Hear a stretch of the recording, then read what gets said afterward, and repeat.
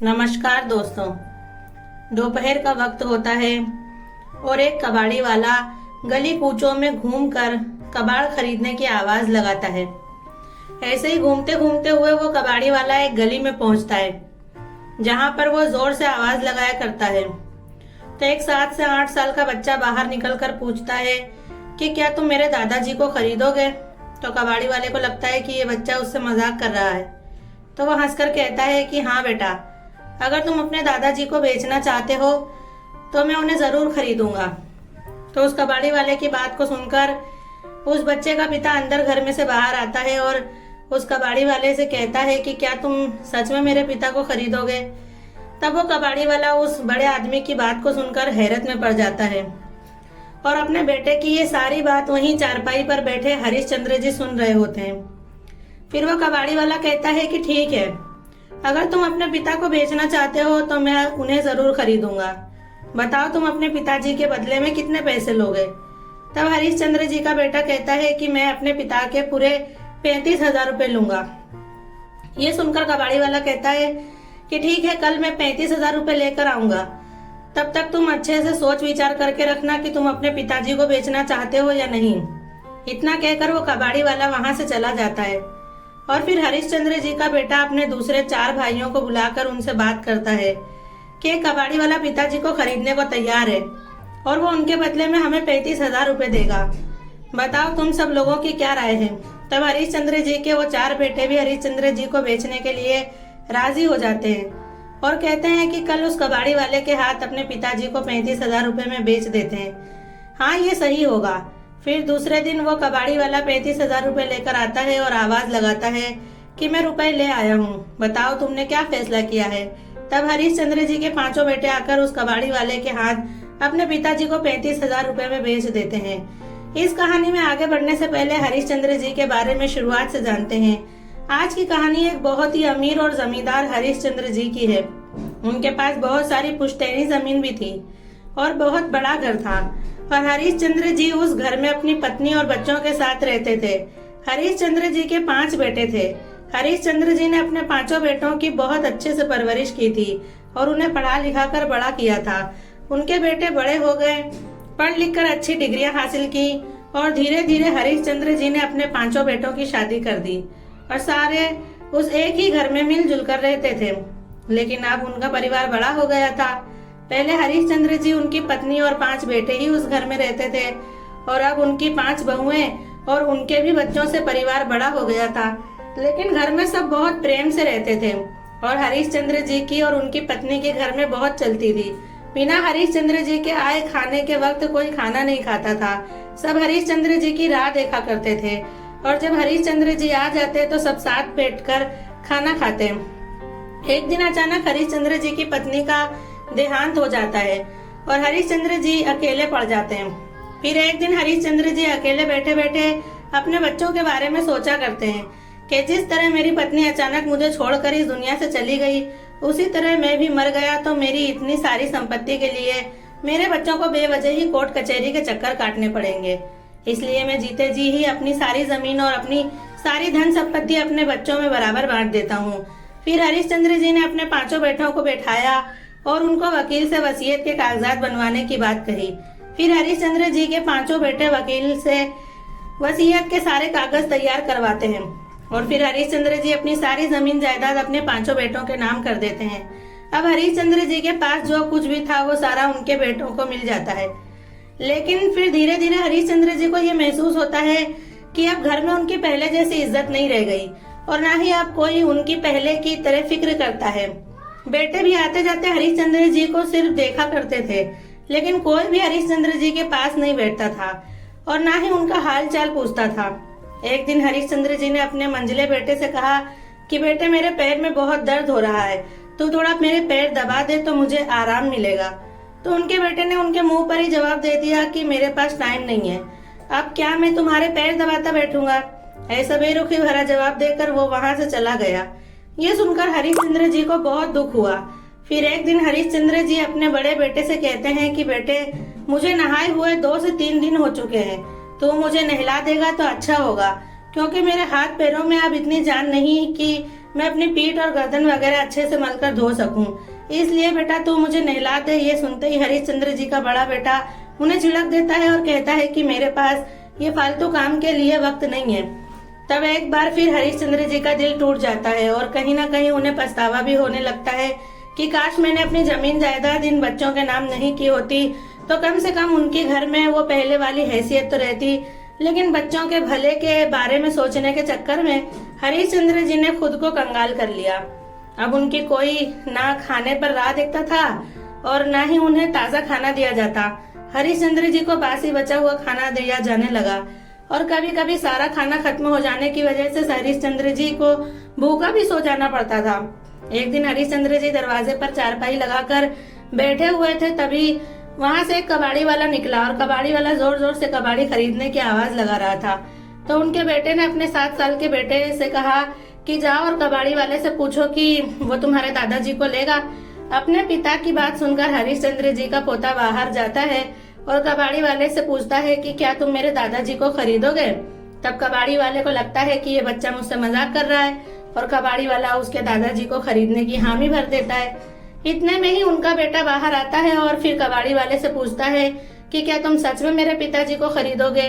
वो कबाड़ी वाले से पूछता है। तब कबाड़ी वाला ये सुनकर चौंक जाता है कि ये कैसा बेटा है जो अपने पिता को कबाड़ी में बेचना चाहता है। और जैसा कि आपने पहले देखा कि कबाड़ी वाला 35,000 रुपए में हरिश्चंद्र जी के बेटे से हरिश्चंद्र जी को खरीदने का सौदा पक्का कर लेता है। और दूसरे दिन कबाड़ी वाला 35,000 रुपए लेकर आता है और हरिश्चंद्र जी के 5 बेटे कबाड़ी वाले से 35,000 रुपए लेते हैं और अपने पिता को उस कबाड़ी वाले के हाथ में सौंप देते हैं। फिर कबाड़ी वाला हरिश्चंद्र जी का हाथ पकड़कर उन्हें बड़े ही आराम और प्यार से अपने रिक्शे में बैठाता है और हरिश्चंद्र जी को अपने साथ अपने घर लेकर चले जाता है। जैसे ही वो कबाड़ी वाला हरिश्चंद्र जी को अपने घर लेकर पहुंचता है, तब उसकी पत्नी रीमा हरिश्चंद्र जी के पैर छूकर उनका आशीर्वाद लेती है और उन्हें बड़े आदर सम्मान से घर में बिठाती है। फिर रीमा हरिश्चंद्र जी के लिए खाना बनाने चली जाती है। फिर वो कबाड़ी वाला जिसका नाम कमलेश होता है, वो हरिश्चंद्र जी से कहता है कि चलिए पिताजी, मैं आपको अपने हाथों से नहला देता हूँ। और जब हरिश्चंद्र जी नहा धोकर बैठते हैं, उतनी देर में रीमा गर्मा गर्म ताजा खाना बनाकर उनके लिए लेकर आती है। वो दोनों पति पत्नी हरिश्चंद्र जी को खाना खिलाते हैं और दूसरी तरफ हरिश्चंद्र जी उस कबाड़ी वाले और उसकी पत्नी के इतने अच्छे व्यवहार से आश्चर्यचकित रहते हैं और सोच में पड़ जाते हैं कि उनके अपने ही बेटों ने उन्हें सारी जमीन जायदाद अपने नाम होने के बाद उन्हें कबाड़ी वाले के हाथ बेच दिया। और वहीं ये कबाड़ी वाला और उसकी पत्नी एक अजनबी होने के बाद भी उन्हें अपने पिता से भी बढ़कर रख रहे थे। फिर एक दिन गांव में मेला लगता है और कमलेश हरिश्चंद्र जी से कहता है कि चलिए पिताजी, हम मेले में घूम कर आते हैं। तो वो दोनों मेले में जाते हैं। तभी वहाँ हरिश्चंद्र जी एक झूले को देखकर मन में कुछ सोचने लगते हैं। तो कमलेश चंद्र जी का हरिश्चंद्र जी का चेहरा देखकर अनुमान लगाता है कि शायद पिताजी झूले में बैठना चाहते हैं। तो वो झूले की 2 टिकट ले आता है और हरिश्चंद्र जी से कहता है कि चलिए पिताजी, हम दोनों झूला झूलते हैं। हरिश्चंद्र जी उसे कहते हैं कि नहीं बेटा, मैं झूलना नहीं चाहता। लेकिन तब भी कमलेश हरिश्चंद्र जी को लेकर झूले में बैठ जाता है। फिर कमलेश और हरिश्चंद्र जी मेले में घूमकर घर पहुंचते हैं। तब कमलेश अपनी पत्नी रीमा से कहता है कि पिताजी को भूख लगी होगी, उनके लिए खाना बना दो। तब हरिश्चंद्र जी कहते हैं कि नहीं बेटा, मेले में हमने इतनी सारी चीजें खा ली कि अब मेरा पेट भरा हुआ है, मुझे खाना नहीं खाना। तब कमलेश जिद करता है कि नहीं पिताजी, आपको थोड़ा खाना तो खाना ही होगा। फिर रीमा पिताजी के लिए खाना बना लाती है और कमलेश अपने हाथों से पिताजी को थोड़ा खाना खिलाता है और फिर कहता है कि अब मुझे तसल्ली हुई है पिताजी आपने खाना खा लिया। तभी कमलेश को अपनी इतनी परवाह करते देख हरिश्चंद्र जी भावुक हो जाते हैं और कहते हैं कि बेटा, अगर तुम बुरा न मानो तो मैं तुमसे एक सवाल करूं। जब मेरे अपने बेटों ने मुझे तुम्हारे हाथ बेच दिया और तुम मुझे खरीद लाए, फिर वो क्या वजह है कि तुम मुझे इतने अच्छे से रखते हो, मेरा इतना ख्याल रखते हो, मुझे अपने सगे पिता से भी बढ़कर प्यार देते हो। तब कमलेश ने कहा कि पिताजी, मैं आपसे कुछ नहीं छुपाऊंगा, सब कुछ सच बताऊंगा। मैं आज से कई साल पहले बहुत शराब पिया करता था और शराब के नशे में इधर उधर घूमता रहता था, कुछ काम नहीं करता था। उस वक्त मेरे पिताजी मेरी बहुत फिक्र करते थे और मुझे दिन रात समझाते थे कि मैं शराब छोड़ दूं, लेकिन मैं उनकी एक नहीं सुनता था। यही फिक्र और परेशानी ने मेरे पिताजी को दिल का मरीज बना दिया और एक दिन मेरे पिताजी को दिल का दौरा पड़ा और उनका देहांत हो गया। आज भी मैं अपने आप को अपने पिताजी का दोषी मानता हूँ। मुझे यही लगता है कि मेरी वजह से मेरे पिताजी मर गए, इसलिए मैं आपको अपने पिताजी की तरह ही रखता हूँ। मुझे आप में अपने पिताजी नजर आते हैं। जब आपके बेटे ने आपको बेचने की बात की थी, तब मुझे ये महसूस हुआ कि शायद भगवान ने मुझे एक अवसर दिया है कि मैं अपने पिता की सेवा करूं और अपने पापों का प्रायश्चित करूं। इसीलिए मैं आपको यहाँ ले आया और आपकी सेवा करने लगा। तब हरिश्चंद्र जी ने कमलेश को अपने गले से लगा लिया और कहा कि आज से तू ही मेरा सगा बेटा है।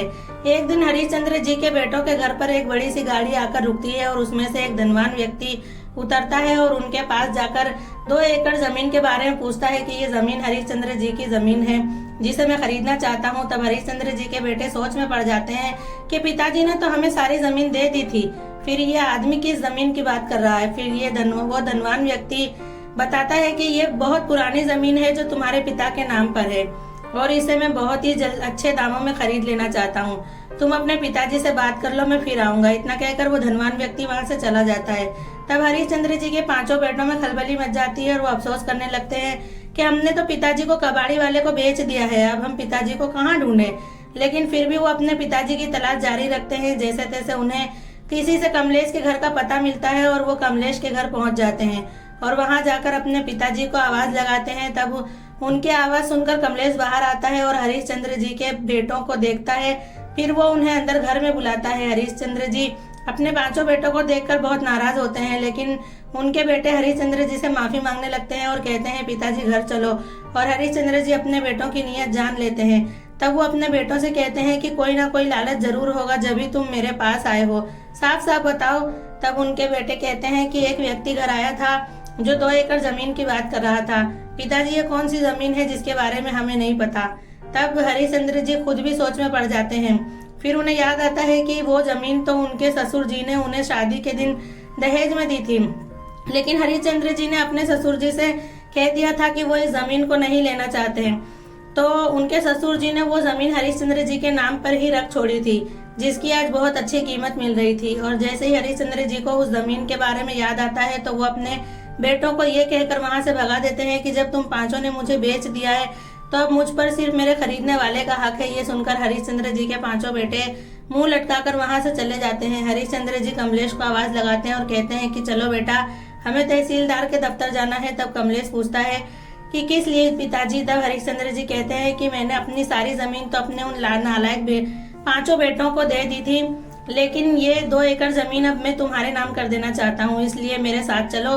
तब हरिश्चंद्र जी कमलेश को लेकर तहसीलदार के दफ्तर पहुंचते हैं और वो 2 एकड़ जमीन कमलेश के नाम कर देते हैं। और जैसे उस धनवान व्यक्ति को ये पता चलता है कि कमलेश के नाम पर वो जमीन है, तो वो धनवान व्यक्ति कमलेश के घर आता है और उसे उस जमीन की मुंह मांगी कीमत देने को कहता है। कमलेश हरिश्चंद्र जी से कहता है कि हमें उस 2 एकड़ जमीन की बहुत ज्यादा कीमत मिल रही है, अगर आप मुझे अनुमति दें तो वो जमीन में बेचकर यहाँ गांव में ज्यादा जमीन खरीद सकता हूँ। हरिश्चंद्र जी कमलेश को उस जमीन को बेचने की अनुमति दे देते हैं और कमलेश उस जमीन को बहुत अच्छे दाम में बेचकर गांव में बहुत सारी जमीन खरीदता है और वहाँ एक बड़ा सा घर बनाता है जिसमें वो अपनी पत्नी और हरिश्चंद्र जी के साथ सुख से खुशहाल जीवन व्यतीत करने लगता है।